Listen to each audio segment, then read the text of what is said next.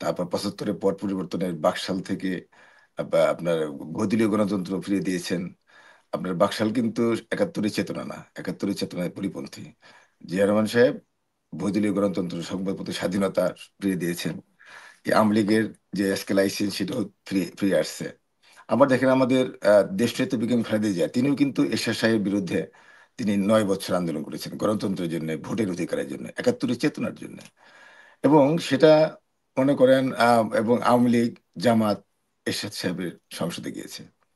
আবার দেখেন আপনার 96-এ জামাত আওয়ামী লীগ একসাথে আন্দোলন করেছে। আবার 111-এর সময়ও দেখেন জামাত, 111 এবং আওয়ামী লীগ একসাথে ছিল। বিএনপি সবসময় গণতন্ত্রের পক্ষে। এবং এই জেলে গিয়েছে আমাদের দেশে এবং খালেদা জিয়া, কিন্তু কম্প্রোমাইজ করেন নাই। শেখ হাসিনা বহুবার বার্তা দিয়েছে কিছু কম্প্রোমাইজ করার জন্য, কিন্তু করেন নাই। তো সেক্ষেত্রে বিএনপি একটি গণতান্ত্রিক দল, নির্বাচনমুখী দল, মানুষের ভোটের অধিকার বাস্তবায়ন করার জন্য সবসময় চেষ্টা করেছে। সেদিক থেকে বিএনপি মনে করেন নির্বাহী আদেশে অনেক কিছু করতে পক্ষপাতিত্ব না। তারা বলছে যে আইনের শাসন বাস্তবায়ন করতে হবে, যেটা বিচারের মাধ্যমে, আদালতের মাধ্যমে। তো সেক্ষেত্রে আমি মনে করি যে যে জিনিসটা এখন আসছে, যে এই সরকার বিভিন্নভাবে মনে করেন ব্যর্থ হয়ে যাচ্ছে। এই কনসুলেটের যে অবস্থাটা দেখলাম, বা সারা বিশ্বে যেভাবে আমরা দেখছি, আমরা বাংলাদেশের প্রশাসনে একদিকে আওয়ামী লীগের লোক, একদিকে এনসিপি ঢুকিয়েছে কিছু, আবার জামাত ঢুকিয়েছে, আবার কিছু বিএনপিরও আছে। তো সবকিছু মিলে একটা জগা খিচুড়ি একটা প্রশাসন। এই কারণে দেখেন বিএনপি সবসময় বলে আসছে যে দ্রুত সংস্কার করে, এবং এই সংস্কার তো 31 দফা সংস্কার সংস্কার আমাদের ভারপ্রাপ্ত চেয়ারপারসন তারেক রহমান 2-3 বছর আগে দিয়েছেন, এবং এই হুম। ম্যাক্সিমাম সংস্কার সাথে মিলে যাচ্ছে।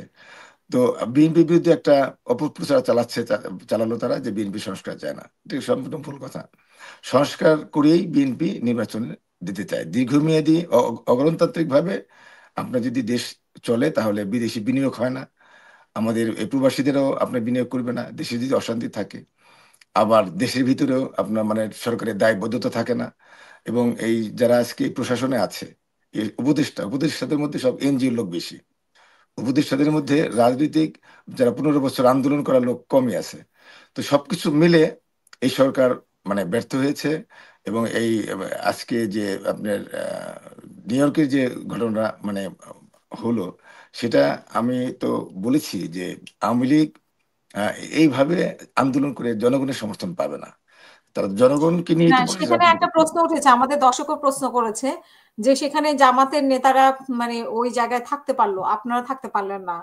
মানে তারপরেও আপনি কেন মনে করবেন না যে সেখানে বিএনপি লোকজন ব্যর্থ হয়েছে? না, তো এটার ব্যাখ্যাটা এবং আমি জামাতের লোকজন বলেছি। না থাকলে হয়তো আরো বেশি হেনস্থার শিকার হতে হতো মির্জা ফখরুলকে। না, জামাতের লোক হয়তো তো ওই ওনাদের জামাতের নেতাকে নিয়ে বের হয়ে গেছে, আপনার আব্দুল্লাহ তাহের সাহেবকে নিয়ে। আমাদের আমাদের লোক যেহেতু, আমি বলি আমাদের লোক যেহেতু বেশি লোক ঢুকে গেছিল আপনার এয়ারপোর্টের 4টার সময়, এয়ারপোর্ট 4 নম্বর টার্মিনালে। তো আমাদের লোক যেহেতু অনেক বেশি ছিল, পুলিশ আমাদেরকে টার্গেট করলো যে তোমরা এখানে পারমিশন নেই, তোমরা থাকতে পারবে না। তো সেই কারণে কিন্তু আমাদেরকে পুলিশে আমাদের বলে তোমরা, আমাদের স্কট করে আমাদের বের করে দিল, কারণ আমাদের লোকগুলো বেশি ছিল। আর এখানে আওয়ামী লীগের লোকগুলি তারা আপনার বিভিন্নভাবে গুপ্তভাবে ছিল। গাড়ির মধ্যে কেউ, তারা জানে, যাদের কাছে ইনফরমেশন আছে যে তারা এখানে থাকতে হবে, এবং তারা তারা এই রাস্তা দিয়ে বের হবে। 5 জন লোক ভিআইপি প্রোটোকলে যেতে পারেনি। তো তারা সেভাবে প্রিপারেশনটা নিয়েছিল। আমরা তো জানি যে তারা তো আপনার এই ডক্টর ইউনূস সাহেবের সাথে চলে গিয়েছে। তো আমরা যখন আমাদের পুলিশ বের করে দেওয়ার পরে যখন আমরা জানতে পারলাম যে যে ওনারা এখনো আছে, আমরা যখন আমাদের ব্যাক করলাম, ব্যাক করতে চেয়েছিলাম, কিন্তু পুলিশ আমাদেরকে আসতে দিল না। তারপরে এই মধ্যে এই 10 মিনিটের ব্যাপার, 20 মিনিটের ব্যবধান ছিল। তো সেক্ষেত্রে জামাতের বেশি লোক ছিল না ওখানে। জামাতে কিছু লোক তারা হয়তো কিভাবে জানছে জানি না, হয়তো জামাতেরও তো প্রশাসনের লোক থাকতে পারে, তাদের হুম, কথা জানানো হয়েছে যে আছে। সেটাই। আমাদেরকে অন্ধকারে রাখা হয়েছে। বাট আমাদের প্রচুর লোক ছিল সেখানে। আমাদের যুক্তরাষ্ট্র বিএনপির মানে যেহেতু যদিও যুক্তরাষ্ট্র বিএনপি নেই, কমিটি নেই, আমাদের স্টেট কমিটিগুলি আছে। যুক্তরাষ্ট্র বিএনপি ছিল 15-16-17 বছর কমিটি দিবে দিবে করে আমরা জানি। আমরা গত বছর আমাদের ভারপ্রাপ্ত চেয়ারপারসন তারেক সাহেবের সাথে কথা বলেছি যুক্তরাষ্ট্র বিএনপি নিয়ে। তিনি আমাদের আশ্বস্ত করেছেন যে আমাদের কমিটি দিবেন, আহ, নিষেধ করেননি।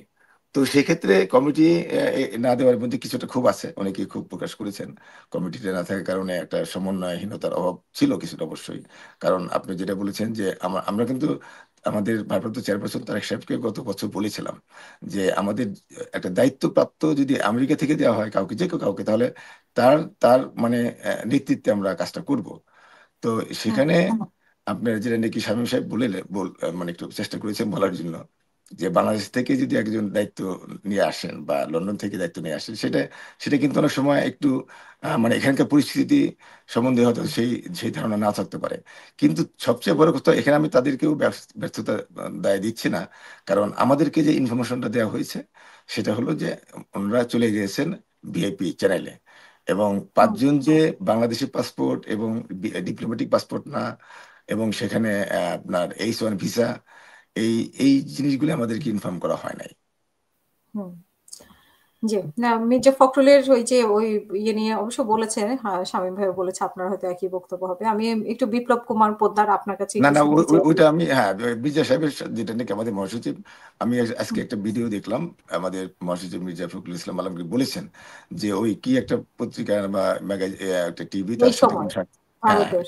কথাই হয়নি, এ ধরনের কোনো সাক্ষাৎকার দেওয়া হয় না। তবে ভারত দেখেন, ভারত সবসময় তো আমাদের ভারতীয় মিডিয়াগুলি কি হলো দেখেন, এই একটা বছর তো ভারতীয় মিডিয়া বিভিন্ন রকম প্রপাগান্ডা করেছে, মিথ্যা প্রচার করেছে, এবং নির্লজ্জভাবে তারা কথা বলেছে। অতএব ভারতীয় কোনো মিডিয়ার রেফারেন্স এখানে আমরা আলোচনাই করতে পারি না, কারণ তারা ট্রাস্ট, আমাদের আমাদের বাংলাদেশের মানুষের প্রতি তাদের তাদের মিডিয়ার কোনো ট্রাস্ট আমাদের নেই, সে বিশ্বাস নেই। সেই ক্ষেত্রে আমরা মনে করি যে এগুলো সব ভুয়া খবর। ভারত দেখেন, আমাদের একজন বাংলাদেশি যদি, বিএনপি নেতা যদি ভারতে যায়, সঙ্গে সঙ্গে এরেস্ট করা হয়। আজকে ভারতে এত শত শত আওয়ামী লীগের নেতারা পালিয়ে আছে, তাদেরকে মানে গ্রেপ্তার করা হচ্ছে না, তাদেরকে মানে সাধারণ ক্ষমা করে দিয়েছে। তো ভারতের একটা স্বার্থ তো আছেই। মানে ভারত যে বাংলাদেশের মানে জনগণের শত্রু, একটা দলের পক্ষে তারা কাজ করে, সেটা তো এখন প্রমাণিত হলো। সেক্ষেত্রে ভারতের যে মিডিয়া কি বললো সেটা